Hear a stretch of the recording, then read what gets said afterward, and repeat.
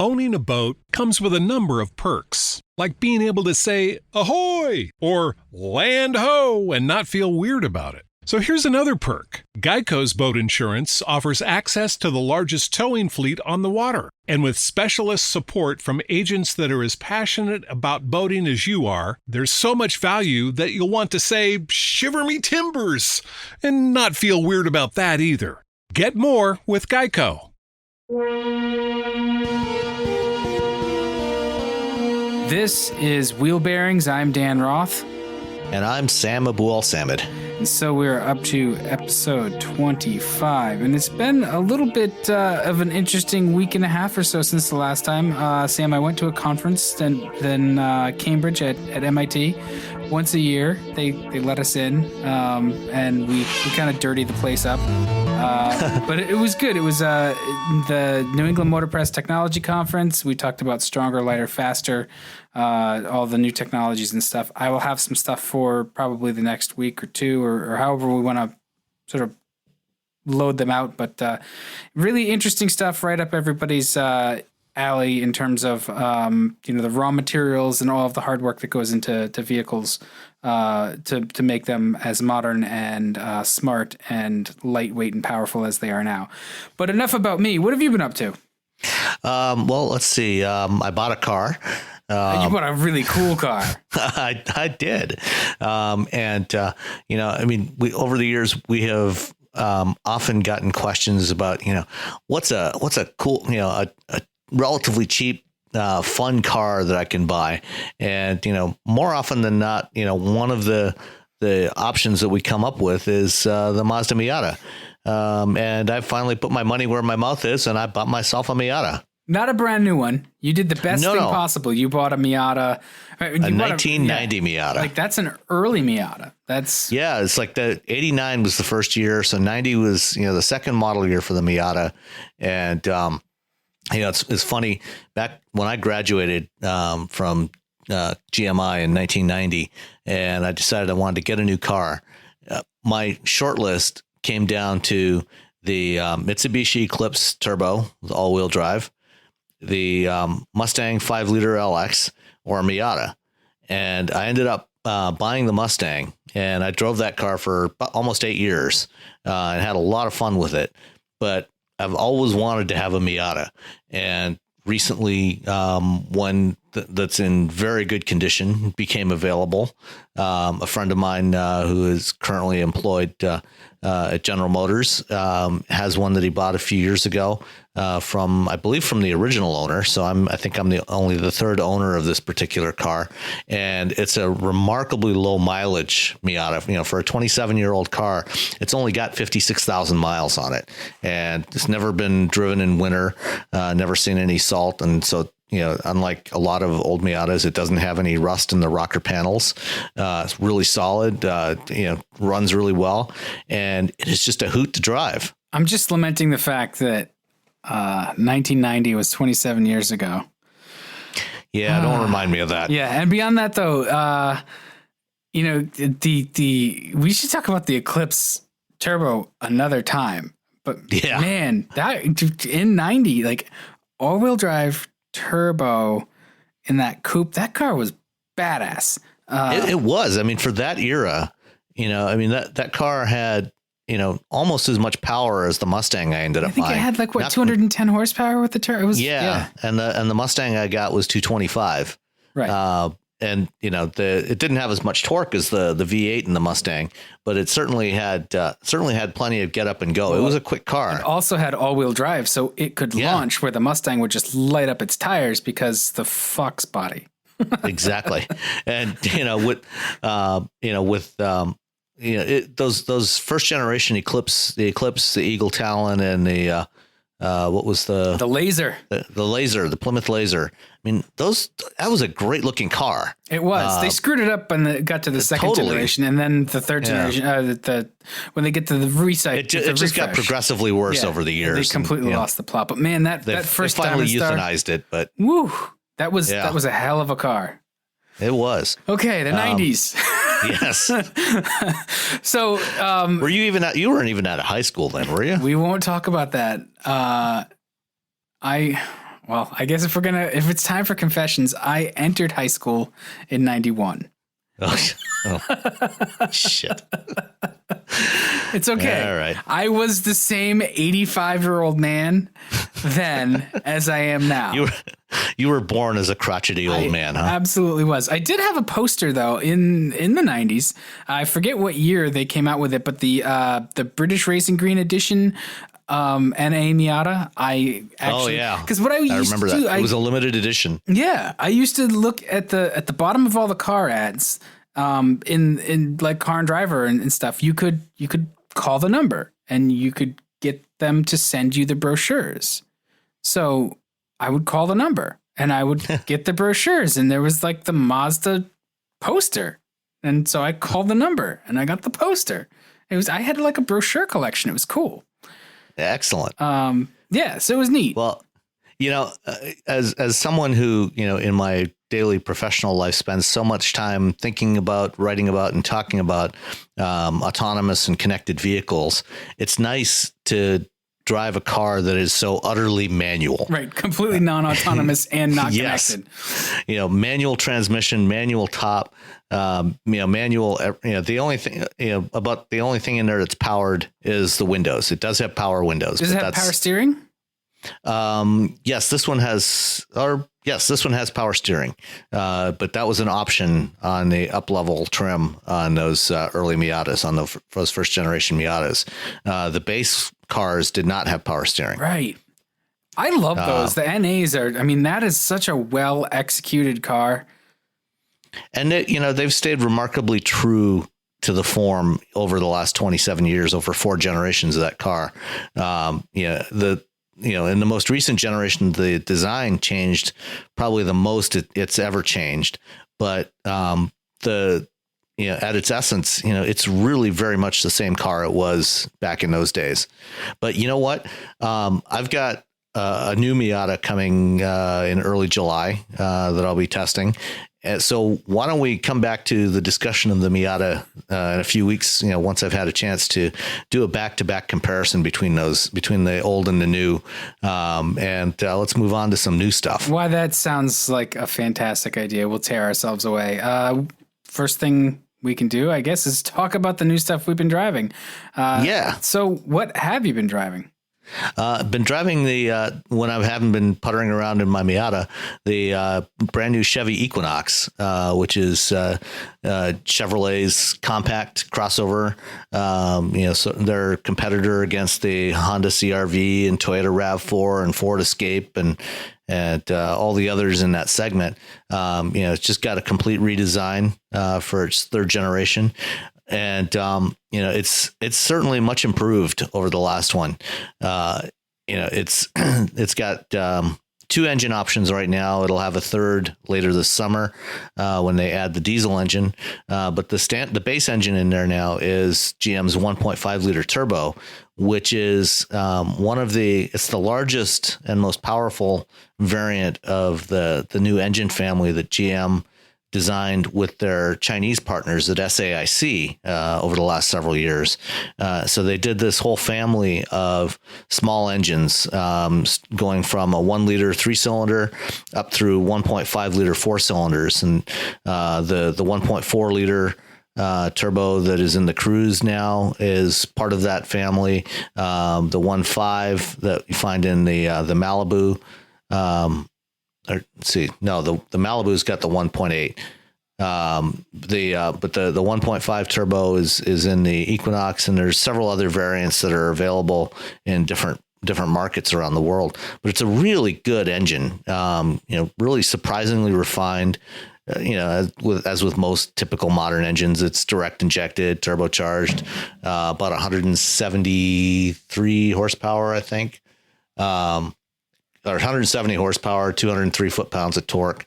And, it's plenty, as with all the rest of GM's current generation of vehicles, as they've been redesigned, GM's managed to carve, anywhere from 250 to 300 pounds of weight out of each one, even without resorting to a lot of exotic materials, just doing some really good basic fundamental engineering. They've managed to make them significantly lighter So, they have better performance, better fuel economy, just overall, better vehicles. This thing is one of the roomiest vehicles in the segment. And like the previous generation Equinoxes, it's got the sliding back seat. So it's a 5-seater, 2 rows only. But the second row seat can slide back and forth by about 3 or 4 inches, I think, so that, if you need extra cargo space, you can slide it up, sacrifice a little bit of leg room in the back row. Or, if you slide it all the way back, it's absolutely cavernous in that second row compared to most of its competitors. So one of the things that impressed me about this, and this was a vehicle that they talked about at the conference that I was at, was it took them 4 years to do this. And I was impressed by that because it's a pretty significant redesign. I realize it's kind of like an intensive mid-cycle refresh, really, but no, actually, this is an all new. Is it all new? Design. It's not. Yeah. So that's really fast. 4 years from start to finish. 4 years. 4 years is about fairly typical for most new vehicle programs these days. It was like 5 years at least, but I mean, maybe I'm just jaded. Yeah, I mean, it depends. On if there's a lot of new technology. It might be closer to 5, but in most cases, it's usually about 4 years. On most modern vehicles, and sometimes even a little bit less now. When the first generation Volt came to market, it was 4 years from concept to production. Actually, slightly less than that. That's about right for most vehicles. That's pretty impressive. I mean, the amount of change that they accomplished with the Equinox in that time. Just like I mean, you're certainly not going to shave 300 pounds out of a vehicle with a mid-cycle refresh. Well, yeah, I mean, that's why I was saying, like, I thought it was maybe a pretty intensive program that kept, what was good and significantly re-engineered everything else. The basic platform is, like the suspension architecture and things like that is not dramatically changed. It's a significant update. Mm-hmm. But I mean, it didn't really need to either. I mean, it was a pretty solid setup, with, basic 4-link strut suspension in the front and a 4-link independent rear, electric power steering.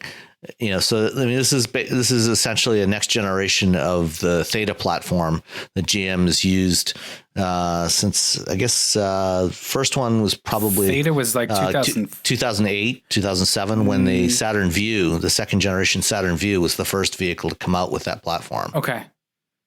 What was before that? What was because the first generation Vue. I don't know. Never mind. That was a different platform. Yeah, we don't need to get into history. That's what Wikipedia is for. But I mean, it's the Theta platform.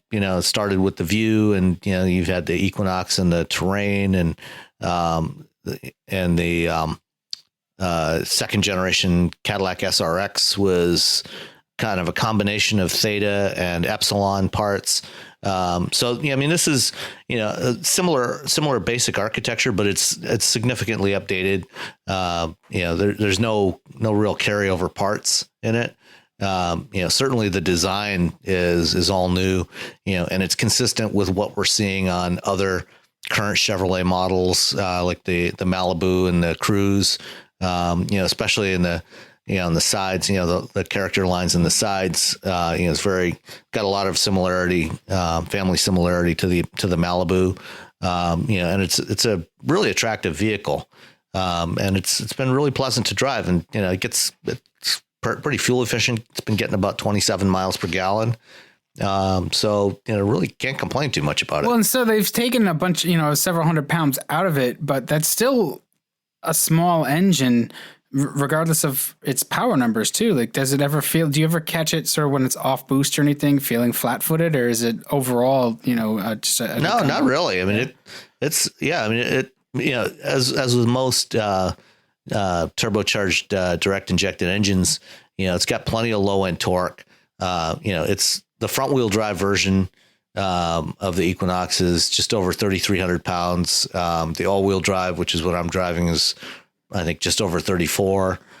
So that's not that heavy for. Yeah, no, it's not at all. It's, it's actually surprisingly lightweight for its size, and when you compare it to, some of its competitors like the Escape in particular, that's probably several hundred pounds less than an Escape. Yeah. I'm using, so my unit of non-standard measurement for weight versus horsepower is Volvo's. Just because. So 3,400 pounds is roughly what my 740 turbos weighed. Maybe it's 100 or 200 pounds heavier. And they had about 160 horsepower with 180 or so foot-pounds of torque. So if it's about 3,400 pounds and it's got 200 pound-feet of torque and 170 or so horsepower, that's going to be sort of lively.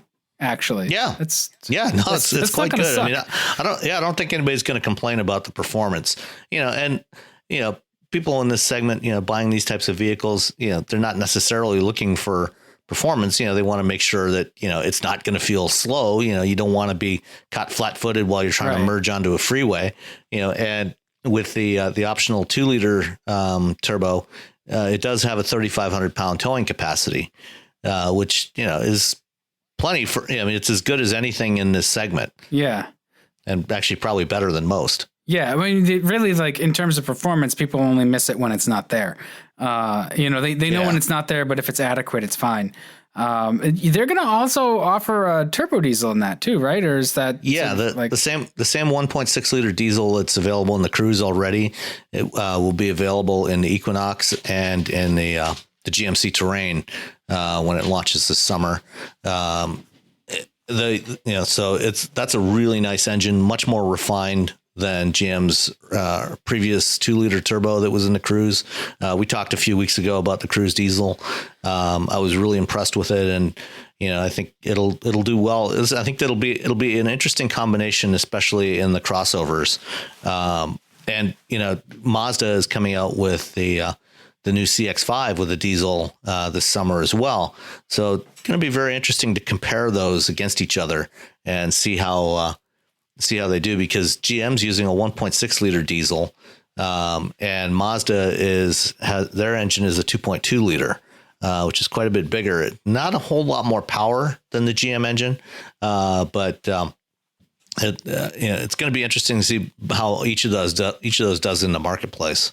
Yeah, and I'm it's curious, especially now because diesel continues to sort of be under this cyclical cloud of, they catch automaker or a supplier, pulling some shenanigans. And actually right now, it's funny, just a couple weeks after we had the engineer from GM talking about the Duramax, now there's some scrutiny that GM and Bosch are playing fast and loose with the emissions controls on the Duramax. So, and same thing at Fiat Chrysler as well. EPA has already sued Fiat Chrysler, claiming they cheated on the emissions tests with their diesel. So it's not looking good right now. Yeah. So we'll actually see if these make it to market. And it's kind of too bad because the engines themselves are really, like you say, they're very nice to drive, and they're very refined and they're powerful, and they do get exceptional fuel economy. If we're just finding out like, hey, you know what, these things that pass tests, but they're really not as clean in the real world as we thought they were, and it's either everybody's mistaken, which I find kind of hard to believe that we don't know this stuff, or there's active cover-ups, which I like to think that people are better than that, but who knows? Well, we are talking about, big companies, corporations, and, they're not beyond, covering things up. Sure. And I mean, there's potentially billions of dollars on the line. It just, at the end of the day, consumers miss out, and on several levels. So, now that I've been a complete downer, what trim level Equinox did you have? It's the Premier. Oh, so that's like the tippity top, right? That's yeah. And that's got everything. How are the ergonomics and I'm assuming it's got the latest MyLink and all that stuff. Yeah, it's got the latest MyLink with support for Android Auto and Apple CarPlay, and that works fine, just as it does in other vehicles. The one thing it's missing, that so far Honda is the only company doing this with Android Auto, is when you're using Google Maps, Honda actually mirrors the navigation prompts in the instrument cluster, just as most manufacturers do now with their built-in navigation systems. So, when you're driving along, you don't have to look over at the screen. You'll see, turn left here. That shows up right in the cluster or in your heads-up display if you have one. Honda is the only one that does that with Android Auto right now. And I'd like to see other manufacturers follow suit. That seems like something they should be able to do with a software update, because it's like if Honda's doing it, it's not some secret sauce. It's probably part of the API or something that everybody can kind of get to, and they just have to tweak their software.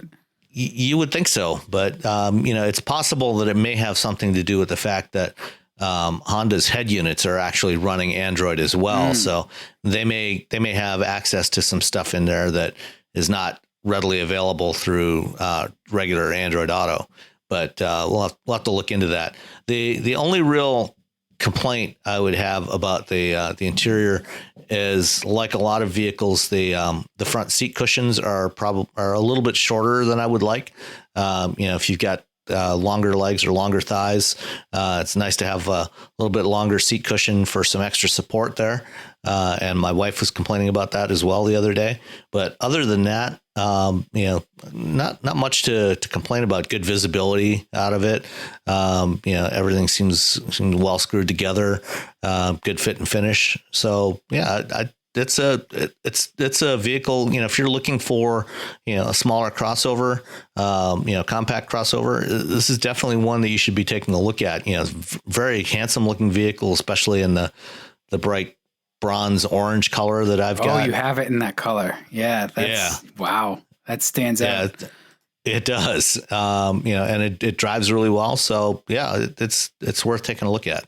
It's hard to dislike, sort of top trim level crossover these days. They're pretty nice places to be, because they have to be, because that's what people buy. It's what the market wants. And, the manufacturers are, going, any smart company in the business is going to, try to supply what the market seems to want. Yes. And that's a really great segue for us to talk about something the market does not want. What could that possibly be, Mr. Roth? That is the Toyota Tundra. And I say that flippantly because I'm really actually. Are you saying that there's a full size pickup that people don't want to buy? Some people want to buy it. I don't want to suggest it to anybody. I don't think there's a truck on the market that is as outclassed as the Tundra. I mean, even the Titan, which was old, is now new, and it's a much more competitive truck. This is not a competitive pickup truck. It's an okay truck. Like I would say okay. It's fine. Like it will do what a pickup truck needs to do. It's got actually the powertrain is great. The stuff that it drives like a Camry, so that's also great, but it feels really dated. It's got very stiff competition. The materials inside, they're not that nice, and pickup trucks, I know they're work vehicles, but again, competition in this segment is fierce, and this truck feels like it's 5 years old. Or even more, like 7 years old. In fact, it's closer to 10. I know. I remember when the Tundra first came out in 2008. Right. And I drove one. It's funny that you say, it's funny that you say that, it drives like a Camry, because I can't say I'd necessarily agree with that. When I drove one, I thought its driving dynamics were actually pretty mediocre. Well, I mean, it drives like a cross between a Camry and a pickup truck. I should say it goes down the road in an innocuous fashion where it can. I actually thought the steering was a little slow, but it was decently accurate and wasn't super crappy like it can be in a pickup truck, where there's like that extra bunch of numbness. Like it just, it feels like a Toyota. that's not damning it with faint praise. Like it's a consistency across all of their vehicles that I do find actually, that's tough to pull off. So kudos for that. But yeah, it doesn't feel as solid as other trucks for sure. I mean, what did you find most objectionable about its dynamics? Well, when I drove one about a year and a half ago, aside from, the materials, the interior Which basically feeling kind of cheap. Yeah, awful. In terms of driving dynamics, my big complaint was just the tuning of the suspension. You remember when I drove the Focus RS a few weeks back and complained about the bounciness along certain kinds of roads. The Tundra was one of those other vehicles where I've experienced that same phenomenon, the vertical motions along certain stretches of Interstate 94 here in the Detroit area. Their suspensions just get excited, and you start getting these very uncomfortable vertical motions. It just feels bouncy as you're driving down the road. And it's just not a good feeling. And, the Tundra was one of those vehicles, and I really did not like driving it along a lot of the roads around this area. I will absolutely 100% agree with you on that. It did all of those things. I noticed there was a high level of head toss, as we go over stuff where your head, like if you just kind of let yourself flop around with it, like you bang into the window and stuff. It's not a real compliant ride. I figure some of that is the truckiness. I also think that because the frame isn't as rigid as it is in other pickups, they're limited on what they can do with the suspension tuning, and maybe they could put more sway bar under it or something. But that's probably true. Yeah. I think they still have, they call it the Tritech frame, right? Like it's boxed in front, and then something it's like a boxed high strength in the front, and then something in the middle, and it's C-channel for the rear rails, and I don't know why they designed the frame that way, but they were touting it at the launch of the Tundra back in the day as an actual asset. And Ford did some tests with the F-Series, the then current F-Series, and the Tundra that made, of course, because Ford's paying the money to shoot the videos, they made the Tundra look really squirrely in a lot of situations where the strength of the frame of the F-Series didn't have any trouble with the test. Yeah, I remember those videos. You could see how the whole frame was twisting, with the bed moving relative to the cab of the truck, and it did not look very good for Toyota. Yeah, and I don't know whether that's an actual issue or it's just a dramatic test or whatever, but that kind of wind up in the frame doesn't strike me as an effective way to make a strong, durable truck. And I think some of that like Tacoma halo surrounds the Tundra as well. Tacomas go for stupid money, and that's another truck that I kind of just don't like. It feels dated. It's really not all that pleasant to drive. It's a thing, it's like when you buy a Wrangler, it's going to be subjectively terrible, but also, exactly what you expect. The Wrangler is extremely good at certain very specific tasks. Like if you're going to go, crawling through a ravine and, crawling over boulders, you pretty much can't beat a Wrangler. Mm-hmm. It's about the best vehicle in the world for that task. For pretty much anything else, it's awful. It's pretty awful. The Tacoma is it's that compact pickup that has, it's been around forever. It's a known quantity, and I think they want that Toyota consistency. And so some of that rubs off on the Tundra. It's just it's a larger Tacoma in some ways. I do actually really like the engine. The Toyota's 5.7 liter V8 is pretty hard to complain about. I was going to ask you which one you have, the 4.6 or the 5.7. Yeah. I wouldn't want to spend the money on this truck for just the 4.6. You're going to get just, the same fuel economy and you're going to be down on power. And as it is, this engine lags. Well, I feel like this engine lags. It's got 381 horsepower and 401 pound-feet of torque. So I guess that's competitive, but I don't know. I mean, the last big three trucks on paper, it's competitive. But when you drive them, I don't think it feels as strong as some of the others. It does when you put your boot into it. It's maybe not as strong off the line. It's a strong engine. Yeah, it's probably the low end torque is not as impressive. I mean, that peak torque of 400 foot-pounds, comes at 3,600 RPM, which, if you look at trucks of 15 years ago, 20 years ago, that was actually really impressive. But you look at the latest stuff today, maybe not so much. Yeah. Well, especially if you look at, like the Ford EcoBoost engines, they've got that, really strong low end torque, even the Chevy small blocks. That's really what I'm thinking is, and I am no fan of the F series, even the current F series. I think that they're not as well made. They just feel cheap to me. I see them everywhere and they don't last. From my completely colloquial, anecdotal observations, totally non-scientific here in New England, and I know that they are work vehicles, so they get used and abused. I'm not a huge fan of the F-Series, but I feel like the Tundra is outclassed by even the F-Series, let alone the trucks that I actually do like, such as the Ram and the Chevy Silverado and GMC Sierra. The Silverado and Sierra are sort of my... I like those the best. And again, it's one of those things like take your pick, roll the dice. Like all the trucks are going to be fine. They're all like the numbers that they're capable of are stuff you're never going to really, challenge if you're normal. Yeah. Most people are not going to use the full capabilities of these trucks. Yeah.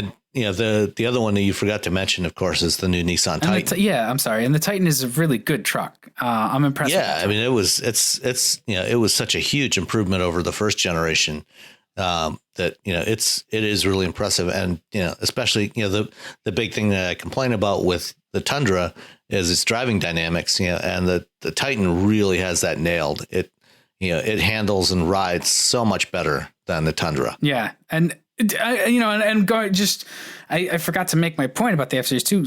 The EcoBoost engine just mops the floor with pretty much everything in the segment. That's in terms of being a truck engine. Even the 2.7 liter EcoBoost in the F-Series is like, it's just fantastically suited for the job. It has the right torque delivery. It has good economy. Yes, it's not a V8, but I mean. But who cares?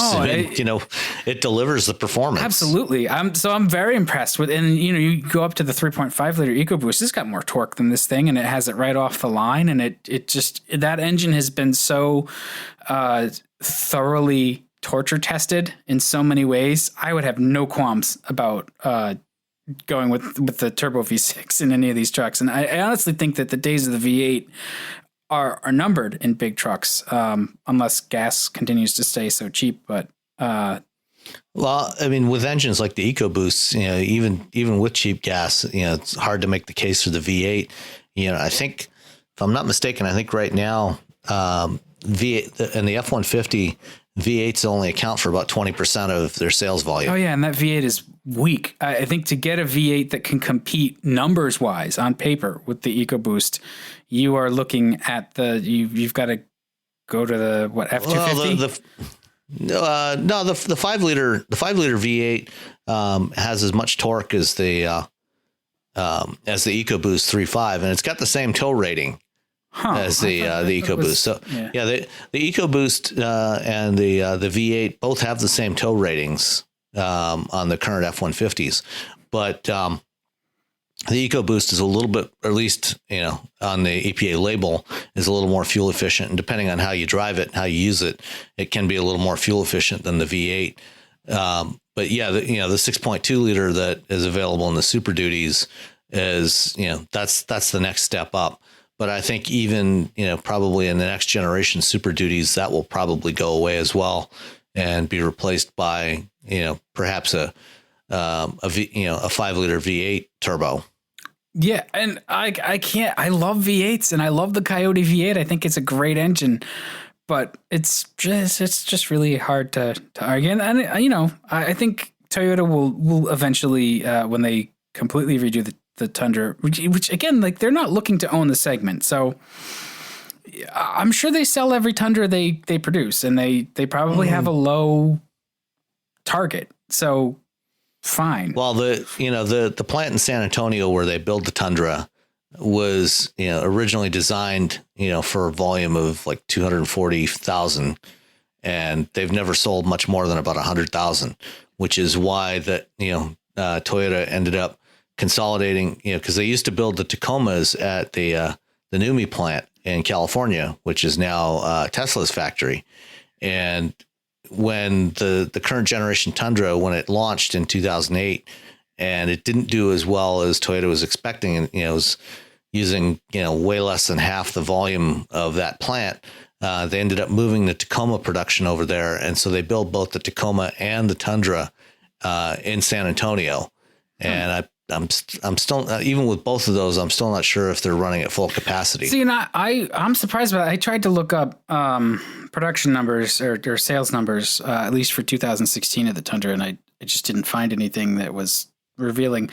I figured they were selling a couple 100,000 of these a year, but no, they've never. I think the most that they've ever sold is about 120. Wow. And it's a lot harder with a body-on-frame vehicles. One of the ways that Toyota can sort of be so efficient is because of their production method, where they can build sort of everything in any plant, right? Or is that's Honda I'm thinking of? Well, Toyota's plants are very flexible as well. Yeah, it's much harder with a body-on-frame vehicle. They use a lot. Yeah, they use a lot of common architecture on their front-wheel drive. So everything, from a Camry to a Highlander to a Lexus RX, uses a lot of the same componentry. So that does save them a lot of money, and a lot of, they can build the same things on the same assembly lines fairly easily. Right. So if the Camry is down, the Highlander might be up, and it's essentially the same stuff. You make tweaks where you have to, but they can basically follow each other down the line. Right. Where my guess is that it's a bit harder to do that when you've got a pickup truck with the pickup truck architecture. If you're building the Tundra and Tacoma together, maybe there's some efficiencies to be had. And I'm sure that Toyota, with their focus on this, has figured it out to the nth degree.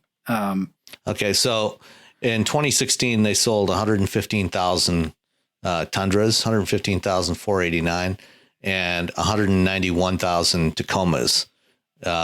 So they actually did get up to a little over 300,000 out of San Antonio. But that's total. That's with the combined. Yeah. That's total with Tacoma and Tundra. And the Tacoma owns its segment. At least it had for a long time. Yeah, and Tacoma sales were actually up quite a bit last year by about 7%. Because they redid it, right? Right. Yeah. They just did a big redesign. And I think the Tundra will probably get a revamp, probably next year, I think. And at that point, I wouldn't be surprised if they offer a turbo V6 in there as an option, probably related to the engine that's in the new Lexus LS.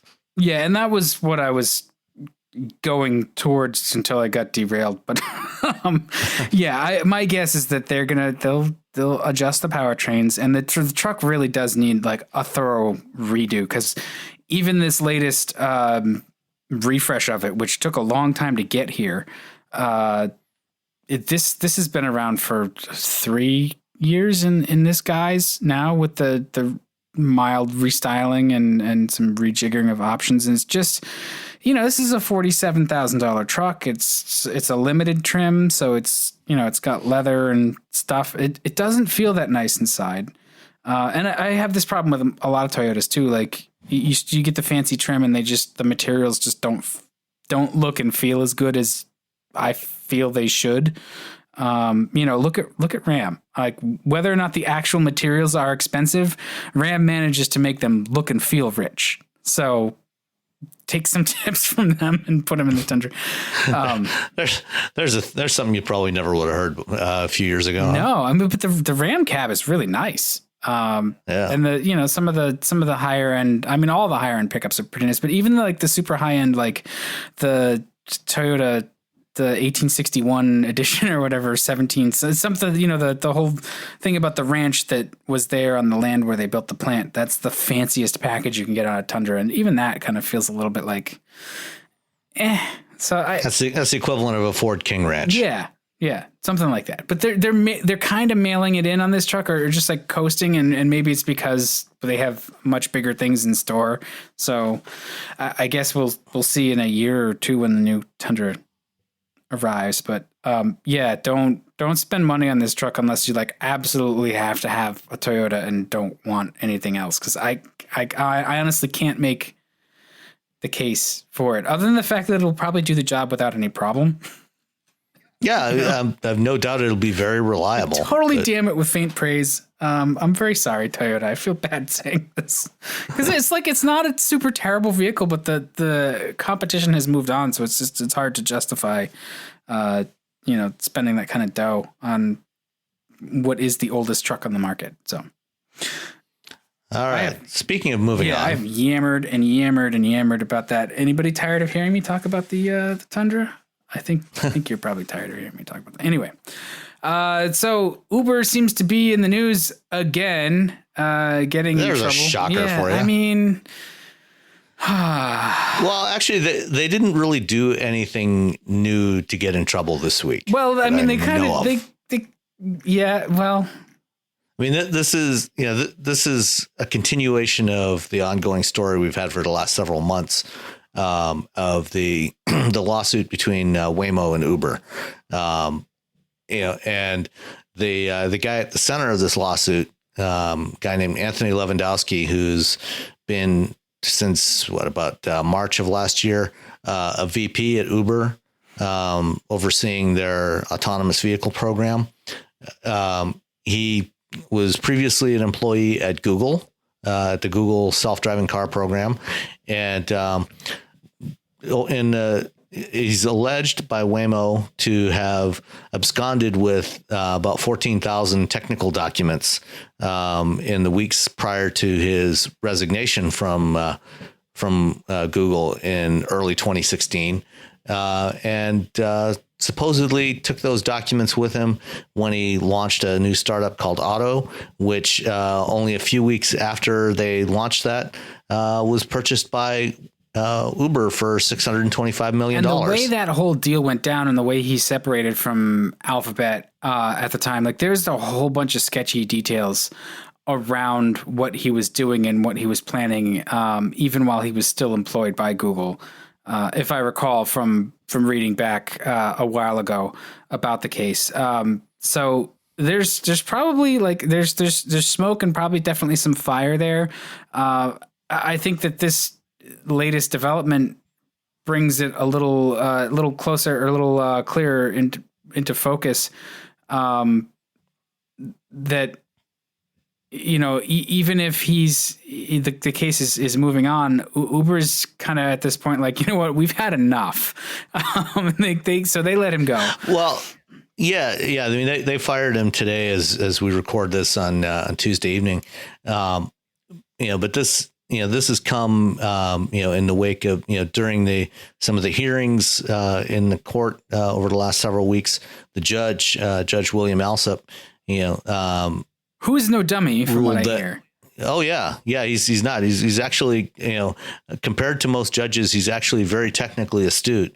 He was actually the judge that oversaw the original Google Oracle case a few years back, where Oracle sued Google for the use of Java and Android, and he taught himself to program in Java. He learned in the course of the case, he learned how to program in Java and wrote some code just so he could understand what the terminology was that they were talking about in that case. And, I don't think he's gone to the extent of trying to develop an autonomous vehicle for this one. But he did rule that Uber and Lewandowski had to turn over any documents they had that originated from Google in this case. And Lewandowski, basically has refused to turn over anything, and he has also pleaded the fifth, which it's his absolute right to do, because he is potentially there's a potential criminal case here, so it's his constitutional right to not incriminate himself. But since he has basically refused to cooperate in the investigation and is not even helping out his own employer, apparently, Uber decided that as you said, they've enough is enough, and they've cut him loose, and so he's on his own now. And it's going to be very interesting to see how this case moves forward, because in the judge's most recent ruling, Judge Alsup, issued a partial injunction against Uber, preventing them from using any technology that they may have gotten from Levandoski. And he also referred the case to the Justice Department for a criminal investigation, for mishandling of trade secrets. So there is the potential that this could be not just a civil suit between Waymo and Uber, but also potentially a criminal case against, certainly against Levandoski and potentially against Uber and other Uber executives. Yeah, well, I mean, and at the heart of it all is the essential technology to making self-driving work is there's the LiDAR sensor, right, that was developed when he was working with Alphabet. And that's sort of what tipped Alphabet off, was that the supplier that was making the sensor for the Alphabet project notified them, like, hey, there's another one here that is basically your design that is not, it's not yours. So somebody ripped off your intellectual property. And that's sort of what kicked it off. So if that all becomes like unusable by Uber, like, are they back to square one? Potentially, it depends, based on what we've seen, excuse me, based on what we've seen of Uber's testing on the road so far. I'm not sure that they've actually gotten all that far anyway. Their vehicles don't seem to have actually be performing all that well on the road. They make lots of mistakes. So they may not be losing much by what's happened, but certainly they may have to go back to using some off-the-shelf componentry rather than developing their own LiDAR system in-house. So they may have to go to Velodyne or some other manufacturer, or it's not impossible that they could follow the Lyft pattern and basically say, fine, we won't develop our own autonomous system, maybe just abandon the whole thing and just partner with OEMs to provide their platform to those manufacturers, as they're doing with Daimler. Daimler is going to be deploying some of their autonomous vehicles using the Lyft platform to handle the logistics. But Lyft is, Daimler is using the Uber platform, not the Lyft platform. So Lyft has already decided they're not going to develop autonomous systems themselves. They're partnering with GM and more recently with Waymo to use their vehicles. And so Uber could decide to follow that same path. I guess I understand to a certain degree that if you're Uber or Lyft or some other company, eventually, like, you want the thing to work without drivers, right? Autonomous cars have that promise. And you can deploy faster, you can have a larger fleet, you can have better coverage, because the key to this is like having the vehicles like in service, circulating on demand, ready when people are ready. Why it just seems like there's a lot of hubris that goes along with like developing the entire car from scratch. I'm not sure that me as a business person, which I'm not, but just trying to put myself in those shoes, why you would want to jump into something as sort of capital intensive and competitive and with such a low margin as like auto manufacturer versus partnering with a company who's really figured this out and saying, hey, you guys, why don't you give us a break on the cars and we'll put our stuff in it, own the software and the sensor package and all of that stuff if you must. But again, leaning on suppliers and sort of doing it the way automakers do it seems to me to be a much smarter way to go about this. Yeah. In Uber's case, they do have a partnership with Volvo to provide, to develop a vehicle platform, based on their scalable product architecture, their SPA architecture from the 90 series. But, for any company like them, whether it's Uber or Baidu or Nutonomy or anyone else that, to develop a vehicle, to either purchase vehicles or have somebody manufacture the vehicles for you. Like you said, it's very capital intensive, and that's going to cost a hell of a lot of money. And it's not clear that that's necessarily a better business model than just paying drivers. The fundamental problem right now is that all these companies, Uber, Lyft, everybody else, they have been providing rides at fares that are less than the cost of doing business for them. In order to attract customers, attract riders, but they have to pay drivers enough to attract the drivers. So that's why they lose so much money. But they don't have any capital expenses right now. If they have to start buying vehicles and maintaining those vehicles, then it's a very different proposition. It's still not clear that they're actually going to be able to make money off of this. And it's going to be a lot harder for them to go in that direction than for car makers to do the opposite, to develop their own ride hailing platform. And I think I still think that what's ultimately going to happen is that Uber and Lyft and all these other companies are just going to get absorbed into car makers. Well, a perfect analogy. Well, if we're talking about perfect analogies, I suppose, if you look at, if there is such a thing, if you look at manufacturing over the last 30 or 40 years, right? In sort of the developed West, we threw a lot of money at high tech and automation and efficiency, and that stuff definitely works. And it's very capital intensive. Again, it requires a lot of money, and we've continually seen those jobs move over to places where the cost of labor is low enough where they can just keep throwing people at it, because that's the sort of the cheap, fast way to get to,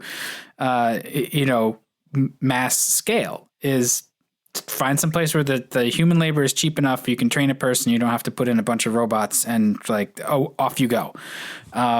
That's probably getting a little fuzzy in terms of making the analogy, but just thinking, like you said, it's still probably about a wash, right? Paying people to drive. I mean, the problem here is that you can't just offshore the jobs to some place where the labor is cheaper, because you need to have the labor where the customers are for something like ride hailing.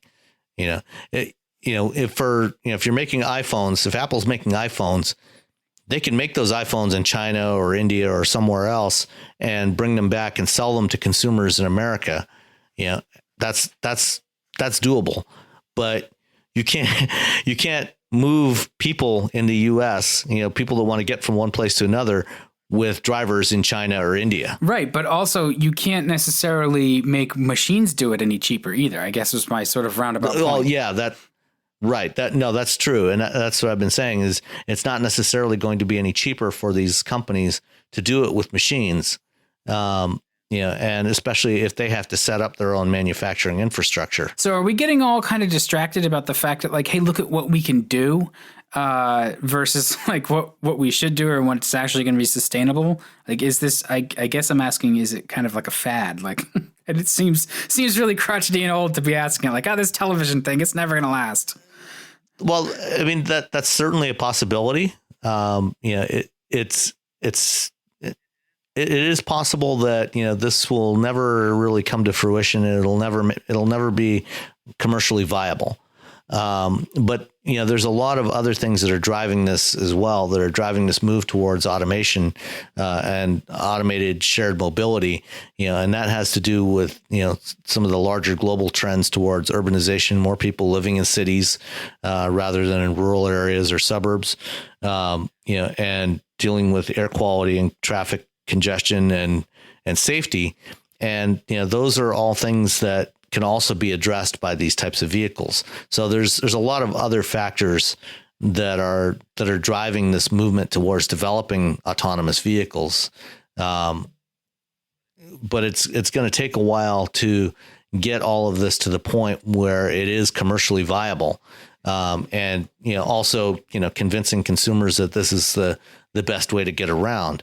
There's the distinct possibility, there's been, a number of studies that have implied that, instead of making traffic better, this is actually going to make it worse, because you're going to have, by making mobility accessible to more people, you're going to have more cars on the road, driving around, moving people around, and it could actually make traffic worse. I'm not inclined to believe that. I think that, if done right, if the autonomous systems work correctly, it should improve traffic flow. We will probably actually have more vehicle miles traveled, and we may even have more total vehicles on the road. But, with shared mobility services, if you don't have individuals owning those vehicles, you can have vehicles that are right sized for each ride. And so you're using the volume of space you have on the road more efficiently with these types of vehicles. I'll buy that, I suppose. I don't know. We're assuming that it's going to be done properly, though, and the cynic in me. Well, yeah, that's what they say about assumptions. And I think that some of the more optimistic projections about how quickly this is going to happen, I think are just totally ridiculous. I mean, there's a study by a Stanford economist that was published recently, that projected that 95% of all vehicle miles traveled by 2030 would be in shared autonomous vehicles. And, the number of vehicles sold would decline by 80 or 90%, and I think that's just totally absurd. I mean, that's totally not realistic. Are we supposed to have fully autonomous cars by next year? Right? Like that's, yeah, right. No, not going to happen. So there's some of that sort of like jetpack factor to it. But then we've gotten a little bit off point, I suppose. So let's just completely continue on off point. Speaking of new concepts in cars, last week I had this down for one of the topics and we didn't get to it. But the new modular vehicle that was announced, the OS Vehicles Edit. I wanted to talk a little bit about that, especially since you actually got to chat with one of the players involved with that. Yeah, I didn't get a chance to talk to him, but he did present at a conference I was at in Santa Clara a couple of weeks ago. Tinhang Liu, he's the CEO of OS Vehicle, and he did a presentation on what they've done. And actually, what they're proposing is not dramatically different from what a couple of other companies are also doing. They're doing pilot programs with it now, and that's Local Motors, who you may have heard of before, who've done a couple of very interesting projects with trying to do localized small scale production of vehicles. Their first vehicle they came out with was the Rally Fighter, and then later they came out. They showed this 3D printed composite chassis for an electric vehicle. And their most recent project is something called the Ollie, which, like what OS Vehicles is proposing, is, basically an autonomous shuttle bus, small size, for like 8 to 10 passenger shuttle bus, and low speed use. And then there's also a French company called Navia that is also doing something along very similar lines, and they actually have a small fleet of their vehicles that are operating in Nice, France, moving people around. Low speed shuttle vehicles, and all of these, I think, are ultimately part of the kind of the direction that we need to go with mobility services. We talk about shared autonomous mobility services. there's going to be, it's not going to be just like what you have today with Lyft and Uber, where you just have single vehicles that you ride around in. There's going to be a range of different types of vehicles for different applications. In some areas, you're going to use, some of these smaller shuttle vehicles, to move, 10, 12 people at a time. You'll have, smaller, one or two person pod type vehicles. You're going to have, some mass transit with, trains or larger buses. So, it's all part of this broad spectrum of different types of vehicles that can be used for all these different applications. So it's almost like we're changing the mix of platforms, but it's not really. It's a shift for everything, because we already have a mix of platforms. So we're mirroring that in some way, like just trying to put the right vehicle in the right place for the people versus having the people go to the place for the vehicle. It's almost exactly standing it on its head. Yeah. In the rally fight, the local motors, I think their focus is a little bit more about, with the Rally Fighter, it was, like you said, sort of like on-demand manufacturing. It was sort of very customized. The thing that I took away from the OS vehicle announcement was that they're prominently touting modularity as this great innovation. And it's already a big deal in the design and construction of automobiles, and it has been for a long time. So I was a little confused about why does this seem like a new idea? Modularity is why every Fox body Ford has pretty much the exact same dashboard, from like the Mustang to the LTD. And they used it. It's why the Camry, Sienna, and Highlander share a platform. So I watched the video that they used to introduce the future of the automotive industry, and I saw a lot of, not bad ideas. They're good ideas. They're ideas that currently exist. They're old ideas, and even like sort of echoes of the 60s, like mirror image doors that you can swap left and right. Look at what Brooke Stevens was doing with Studebaker back in the 60s, the early 60s. Well, I think what OS Vehicle is proposing, you're right. We've had modularity in terms of vehicle manufacturing for decades. We got shared component sets in there, and putting them together in different ways. But what you can't do is, once you've built that into a Mustang or an LTD, or any of the other Fox body variants, once you've built a Camry, you can't really turn it into a Highlander. What these guys are proposing, is more plug and play. Think of it like large scale Lego, and then providing a vehicle platform that you can add your own autonomous driving system to, so you can, basically, they've got this kind of trying to do a white label approach to a plug and play,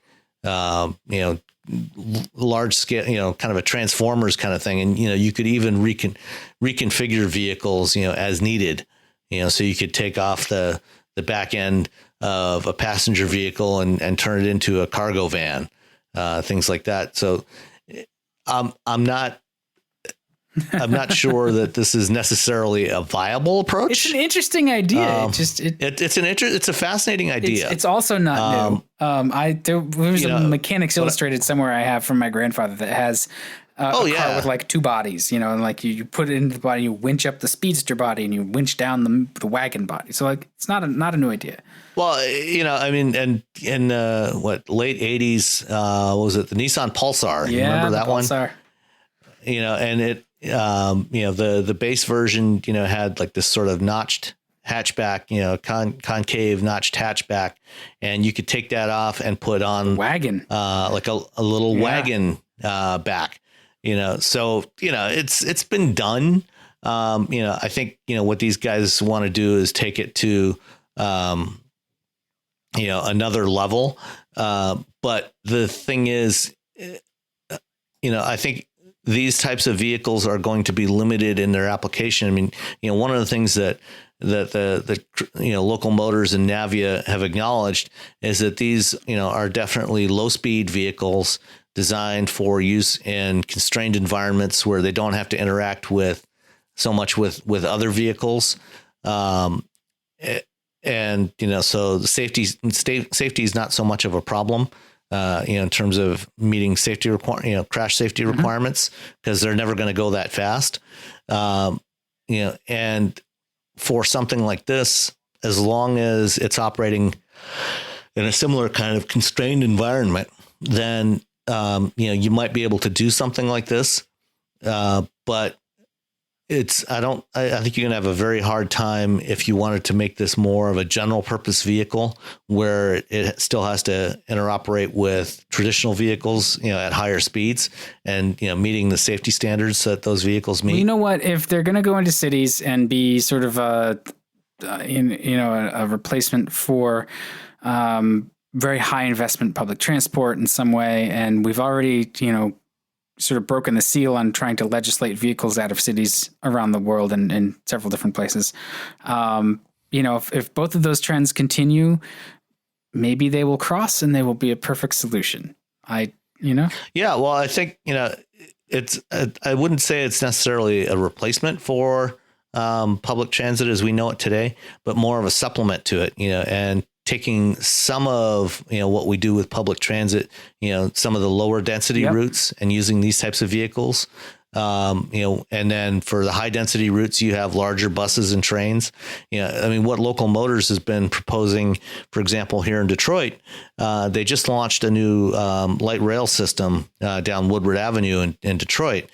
And it has the potential to be a very good way to get, from, the northern part of Woodward Avenue into the downtown core, where parking is at a premium. It's very hard to find parking off a lot of the times in the downtown core of Detroit. And what Local Motors would like to do is have a fleet of these vehicles that operate between some of the lots, even at the northern end of this light rail system, the parking is not right there, at the train stations. It might be a few blocks away. And, especially in the wintertime or when the weather's bad, having a fleet of these vehicles that can shuttle people from the parking lots over to the train, get on the train and then get dropped off right at your office downtown. A multimodal system like that could be very interesting. That something like that could work very well. Honestly, my experience with going to this conference the other day, I would have loved to have this as a solution. I had a freaking Tundra in Cambridge, Massachusetts, which is completely under construction now, and it was raining, and it was the day of Harvard graduation. So I would have just loved to just get out of the truck and leave it. It took me an hour to get to Cambridge from my house, which is pretty normal. It took me another hour of circling the same 8-block area before I could find a garage, because the truck is tall. So there were 3 garages I tried. 2 of them were full. One of them it wouldn't fit in because it was too tall. And the one that I managed to put it in, it took me 20 minutes to do, a zillion point turn just to nudge it into a parking space without hitting anything else. So I'm as much as we let our skepticism show, I'm enthusiastic that some of this stuff is going to come to fruition and it's going to actually improve the situation for, suckers. I would have just loved to park and ride. I didn't want to take the train though. So. Oh yeah. When I was, working outside of the house, I would have loved to have an option like this, instead of driving, taking that mindless commute every day, and wasting, half hour, 45 minutes, an hour, just, commuting down the highway or stuck in traffic. It'd be great to have an option like this. That's why we drive 100 and something miles an hour sometimes, because sometimes you've got to re-engage your mind. I will use that as a excuse. All right. So let's move. Why don't we dive into some listener questions? So we did have some questions. What did you get? We got a few on Twitter. I didn't know if there were any on Facebook or anything that you came across. All right. Well, why don't we start off with one that came on Facebook from Eric. A real question. Do you guys see a market for converting existing cars into an electric drivetrain? On a large scale? No. Basically, it's I mean, there's lots of people that convert, older vehicles into EVs, rip out the powertrain and put in an electric motor and some batteries. But, you can do that on a small scale, do some one-offs. But doing it on a large scale just is not practical because these vehicles were not designed to package, the batteries into, and they're not optimized for this kind of application. And you're never going to be able to get particularly good range out of these types of conversions. So overall, no, doing these conversions is not practical. It's better to design a vehicle from the ground up to be an EV. I can see a niche market for a hipster, like homemade sort of like that's what I'm saying. EV craze. Yeah. And I mean, there's lots of people to do. I mean, you look around, if you just Google or look on YouTube, you'll find, lots of people convert old Beetles and even 911s to electric powertrains. That's the guys who do it really nicely is what is Electric Bug or something, Electric Motors or whatever with a Z in front of electric. Years ago, when I was still writing for Autoblog Green, probably in about 2008 or 9, I was out working in the yard one day and some guy pulled into my driveway with an old Saturn coupe and said, he had recognized, he had noticed the fact that I had lots of different cars in my driveway all the time because he drove by regularly and, asked if I was an auto writer and started to explain that, that he had converted his Saturn to electric, and basically this thing he had, 12 volt lead acid batteries packed into this thing everywhere he could. It's fun. I actually, he let me take it for a little drive. And the thing is, it only had about 30, 35 miles of range. Right. Which, if for an individual, if you want to, have something, if you want to have a project and do something like that, go for it. Nothing wrong with that. The more the merrier. I mean, just don't get in an accident because that's a nightmare. Well, yeah. I mean, these days you probably want to avoid using lead acid batteries if you can. If you can get some lithium ion batteries, that's probably a better option for you. It's probably not the safest thing to do, but still, if you're so inclined, go for it. I'm just saying it's not going to be something you're going to see on a mass scale. We're not going to take the 270 million cars we have on the road, that are registered in the US right now and convert all those over to electric. It's just not going to happen. No, we'd be better off smelting them into new cars. Yeah. Okay. Any other questions from the Facebook? That was it from Facebook that I saw. We have a quick one that we can answer. Why do all beige Toyota Camrys have damage to the rear bumper? No idea. Because, no, it's obvious. I mean, beige Camrys are invisible. That's true. It's the ultimate camouflage. So, they have damaged rear bumpers because people don't even see them. They just drive right into them. And it's only when they feel the impact that they stop. So that's why they all have broken bumpers. I have noticed the Camry dent, which it was sort of coined by Jalopnik. I think also like that's such a prevalent car. You notice it. Yeah. Yeah. Okay. Somebody was trying to get me to buy a Volvo 142, which nope, not going to happen. Oh, come on. You want it. I did want a 142 for a long time. I wanted a 142S. But no, not anymore. Well, I'll put the link to this Craigslist ad in the show notes, and if you can beat Alex Kirstein to it, more power to you. That's not the 142 I would buy anyway. And so that's a little too rough. Yeah, this one's set, configured as a rally car, stripped out. We also had another question from Bichio Mocha on Twitter. He asked thoughts on a used Fiat 500e for $6,000 in California. Do you think it would be a decent car to own as a second city vehicle? I think it'd be a great car to own as a second city. Absolutely. The 500e is actually probably the best 500 to get. If you're going to get a Fiat 500, the 500e is actually a lot of fun to drive. It's surprisingly powerful, quick. handles really well. And if you can get one for $6,000, that's a great option. The range, I mean, we're not talking Chevy Bolt or Tesla range here, maybe 70, 80 miles tops. But if you're looking for something to drive around town in and have a good time doing it, and it'll be really easy to park because it's so small, that's a fantastic option. Yeah. And it's a 500. The 500 is fun anyway. So yeah. And the 500e, especially because it's so torquey, it's just a hoot to drive. Yeah. I think we answered all his other questions. He had some questions about how the Tundra has aged, which I think we covered as in terribly. And yes. I suggested the Silverado and the Sierra as my favorite pickups. Although I honestly, because he's saying he has he needs a pickup and he needs the 4-door and the bed and stuff. Man. Well, I mean, everybody offers that these days. If you're not doing a lot of hauling and stuff, check out the Ridgeline. I know it seems like it's. Oh yeah, actually that's true. Yeah. If you don't need 10,000 pounds of, or 12,000 pounds of towing capacity, the Ridgeline is actually a fantastic option. The Ridgeline for what I would use a truck for, and I think what a lot of people use a truck for, like that's just a really great truck. If it's not rugged enough for you, that's fair. But if it is, like it's a fantastic truck. And it's the only truck on the market with a lockable trunk in the back of the bed. Where you can put all of your finest assorted tchotchkes. Yeah, I mean you can throw tools in there. You can put all kinds of stuff in there. Beach gear, whatever.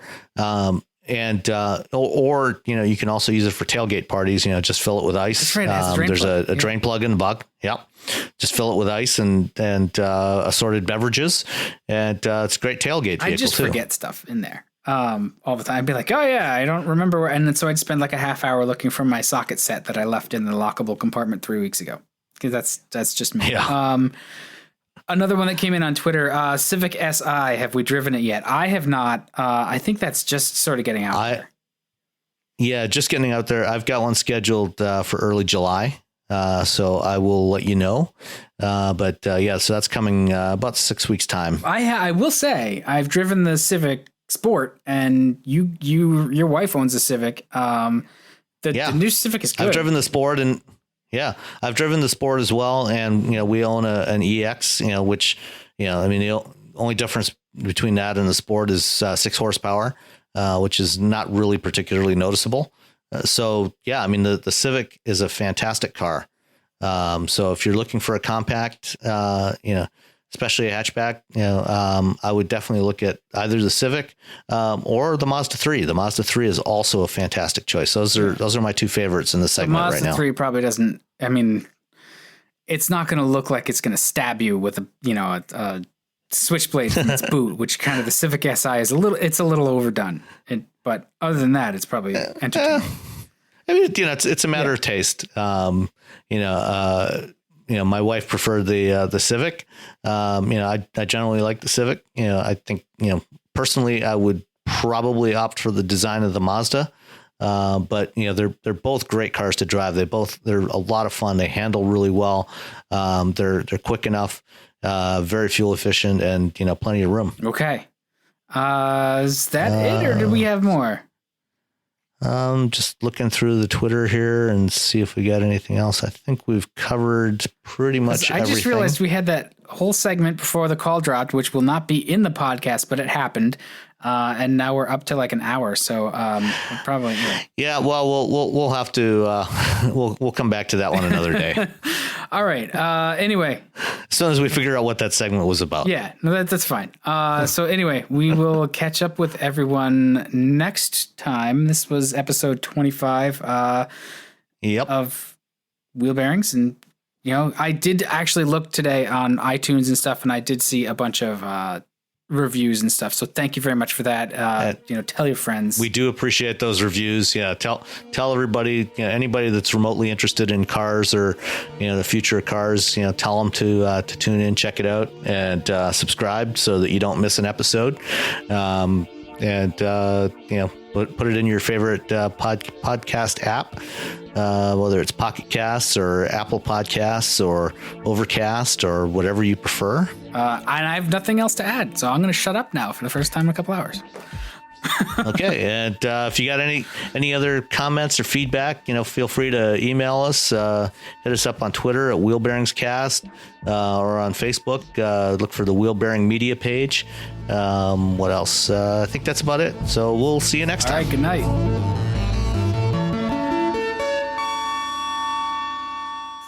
Owning a boat comes with a number of perks, like being able to fling your favorite fishing rod around. And here's another perk. Geico's boat insurance covers your boat and your belongings. And with specialist support from agents that are as passionate about boating as you are, there's so much value that you'll want to high-five someone. But not while you're holding your fishing rod. That's a prized possession. So hold on tight with both hands and keep it covered through boat insurance. Get more with Geico.